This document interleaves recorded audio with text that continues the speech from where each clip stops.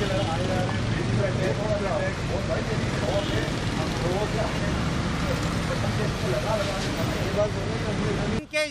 जमादार जो हैं यहाँ पे, यानी कि उन लोगों को नहीं देखा मैंने कभी। यहाँ गलियों में काम करते हुए वहाँ बैठे हुए होते हैं 2-2 घंटे, 4-4 घंटे बैठे हुए काम नहीं कर रहे होते। ये कितना दिन से पानी खड़ा है, वो वहाँ बैठे हुए होंगे, आगे काम नहीं करेंगे, मैं कैसे गिराऊं?